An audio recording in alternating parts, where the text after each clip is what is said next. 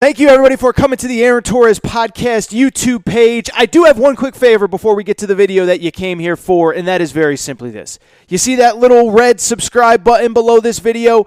Go ahead, smash that subscribe button. It really does help me. It really does help this channel grow and my audience grow. So go ahead and hit that red subscribe button. And now, here is the video that you came here for. Gears, and I want to actually talk about the number one high school basketball player in the class of 2023, DJ Wagner, because we got ourselves a very interesting update on him, his family, his recruitment, and where he could ultimately end up playing college basketball. As a little bit of a backstory, why did we talk? We've actually talked about him, I think maybe about a month ago, 5 weeks ago. It is because he has, frankly, just an absolutely fascinating recruitment. As I said, really talented combo guard, number one player, high school class of 2023. And he has basically, since he's emerged as an elite high school player, he has been considered all but a Kentucky lock, a lock to go to the University of Kentucky. His dad played for John Calipari.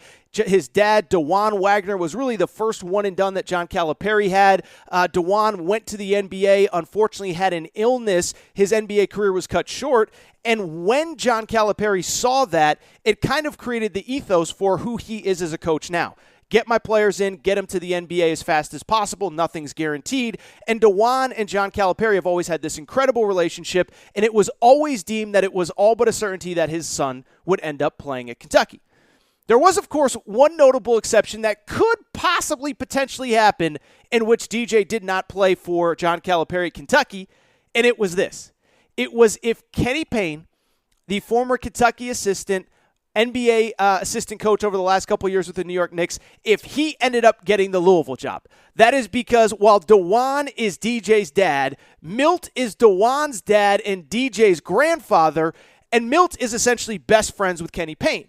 And the thought always came, if Kenny Payne gets the job, he's going to hire Milt Wagner, and the grandson would potentially come with him to Louisville.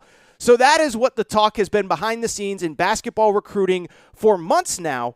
But it really actually died down about 2-3 weeks ago when Kenny Payne completed his on-the-court staff, hired his 3 assistant coaches, and none of them was named Milt Wagner. Kind of calmed things down. There wasn't much to it. Nobody was making anything of it. A lot of Kentucky fans thought maybe we're in a pretty good position. Maybe we're in a better position than we thought. At the very least, at least Grandpa is not on the Louisville coaching staff. Well, bad news for Kentucky fans and probably pretty good news for Louisville fans, as on Tuesday, we got a little bit of a bombshell report. Travis Branham, 24/7 Sports, a guy I really respect who covers the recruiting beat, he reports on Tuesday morning. Milt Wagner has, in fact, been hired by the University of Louisville, and here is the twist. He has been hired in kind of a dual role of essentially both a guy that is a director of player development, but also sort of an alumni relations guy. And so if you're looking for the legal red tape here, pun intended, because the cards are red, it's that because he was hired in an alumni relations role, even if he will be helping with the basketball program, he is technically an employee of the university, not the athletic department. Therefore, Louisville can continue to recruit his grandson. And so the worst case scenario for Kentucky, the best case scenario for Louisville has happened as DJ Wagner, the number one high school player in the class of 2023. Nothing specific happened with him on Tuesday, but his grandfather was hired by the University of Louisville. And let me just say this. It doesn't guarantee anything. It doesn't promise anything. The family is going to say all of the right things. I've heard DeJuan Wagner quoted saying, it's my son's decision. It's not mine. It's not his grandfather's. I've heard the grandfather say the same thing. But if I were a Louisville fan, I would be very excited today. And if I was a Kentucky fan, I would be very concerned. So let's break it down from both sides as the number one high school player in America, right in the middle of just this incredible rivalry that got ratcheted up a ton. Now, to be clear, again, nothing has happened, and I'm not going to sit here and say that I definitively am saying today that DJ Wagner is going to the University of Louisville. But what I would say is it feels like a weird time to make this hire, and I know Kenny Payne and Milt Wagner are best friends. It feels like a weird time to make this hire if you didn't think that the grandson would eventually come along. Now, maybe they're just best friends. Maybe Milt Wagner wanted to get back involved in the school. But to me, the timing is interesting, and it leads me to believe that Louisville is at the very least now in the driver's seat and probably pulling ahead from the rest of the field in the recruitment of DJ Wagner. Doesn't guarantee anything, but if he were to commit, you just talk about just an incredible turn of events in this recruitment and potentially in this rivalry as well. Now, look, I think DJ Wagner's a really good player. I'm not saying he's a Zion, a John Wall, an Anthony Davis that's going to elevate the whole program by himself. But you talk about if he ends up at Louisville. Let's start talking about what it would mean for this rivalry for both schools if he ended up at Louisville. First of all, incredible boon for the University of Louisville.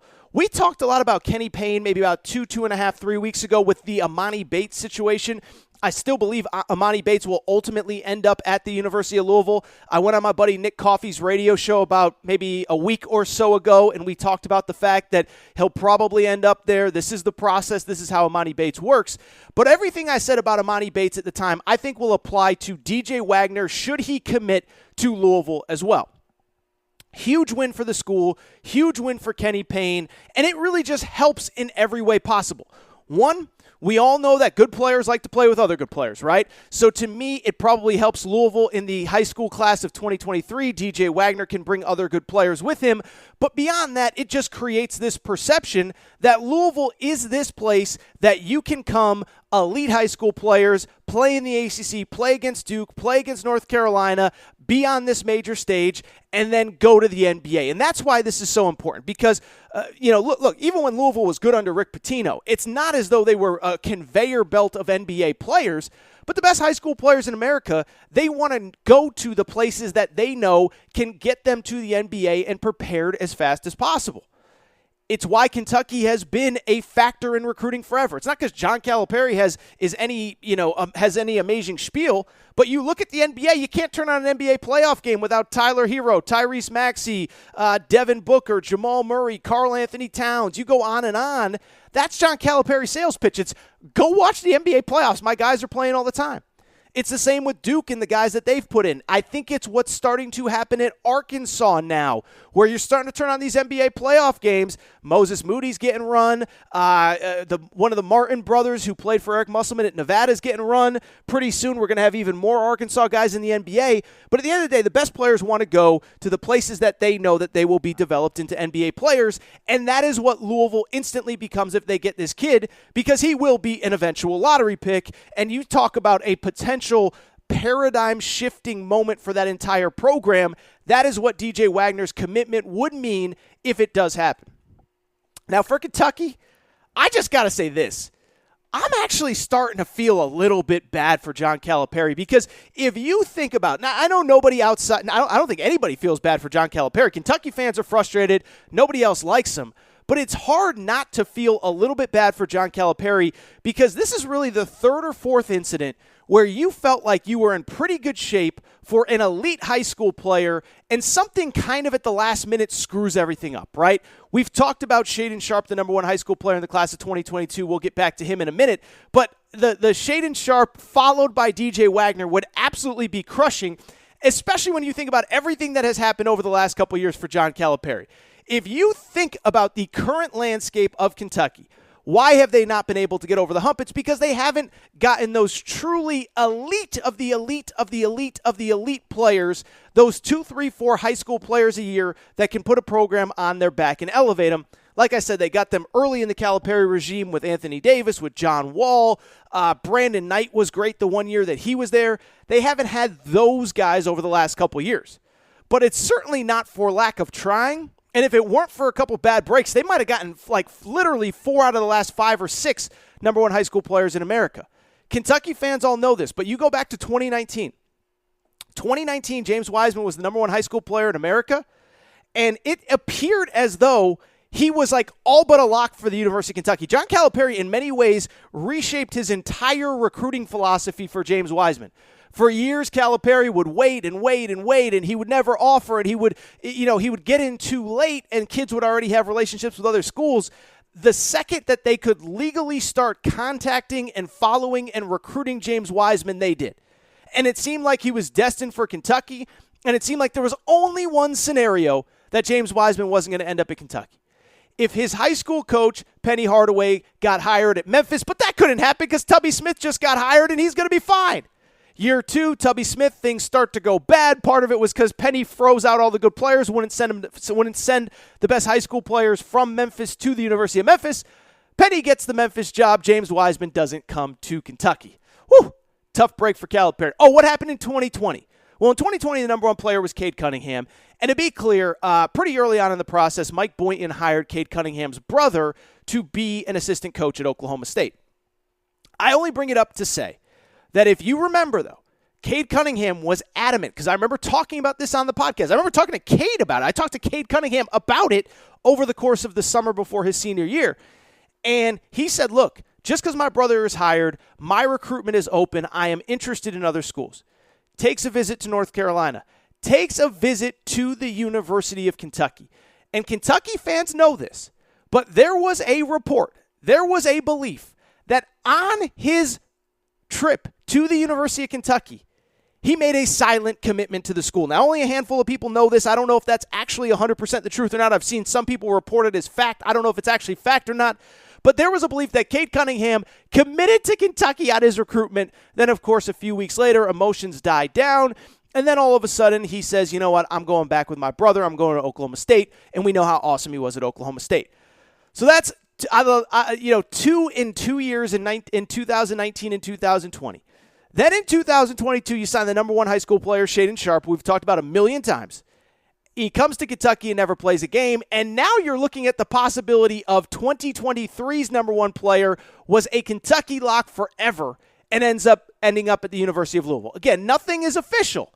But as I always say, we're doing the show tonight. And right now, tonight, everything indicates that this kid will ultimately end up at the University of Louisville. Not saying it's 100%, but it's not looking good for Kentucky. And if you think about that, the fact that at one point in 4 of the last 5 years, the number one player in the class has been considered a strong Kentucky lean in 3 of those cases. James Wiseman, Shaedon Sharpe, DJ Wagner. One actually committed and enrolled, Shaedon Sharpe. Another one may have secretly committed.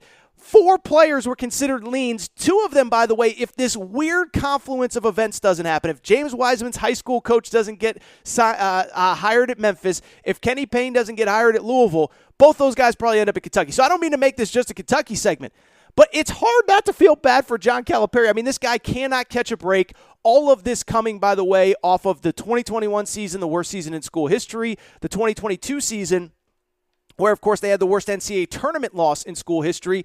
And I can't lie, I feel bad for John Calipari. I would also say, it was funny, I was texting my buddy Sam, who runs the Torres on UK account. It's like, if there's ever been a team that has had a bad offseason when they're returning the National Player of the Year, it's Kentucky, between how it ended with St. Peter's, the Shaedon Sharpe stuff, now potentially DJ Wagner. And I would just say this too, is it does feel like as the years go on, and I'm not here to just bash John Calipari, because I think some of the things that some of the things that went well this year went under the radar because of how it ended. But I will say this. It does feel like John Calipari, in just about everything over the last year or so, 2 years, 3 years, whatever, is a step behind, is a step slow. Public relations-wise, can't get it right. We talked earlier this summer about the Baylor Shireman kid that committed to Creighton. I've heard mixed things about the NIL stuff. But for him to come out and talk about NIL in the way that he did probably wasn't the greatest PR move. He loses Jay Lucas, the hotshot young rising assistant coach at Kentucky, to Duke. And in that process, by the way, he loses him to Duke because one of Duke's assistants left to come to Louisville to coach for Kenny Payne, Nolan Smith, okay? And so I bring it up because Jay Lucas leaves and John Calipari starts doing this little rant, or he drops this release of, this guy thought I was going to be mad, but I'm happy for him. He had an opportunity that he couldn't turn down. Bad PR move there. Bad PR losing to St. Peter's. Bad PR with Shaedon Sharpe, where, as I've said a million times on this show, I thought there was a way to handle it, and I think he handled it incorrectly, telling his fan base that the kid was going to be there in 2022, 2023, even when he became draft eligible. So I feel bad for John Calipari. It appears as though we're trending. It's still too early, but the show's tonight. We got to speculate on what we know right now. A great day to be a Louisville fan. This could be another L for John Calipari, man. You talk about a guy that needs the season to get here. You got to start getting some wins because you have a frustrated fan base right now. That's where we are with John Calipari.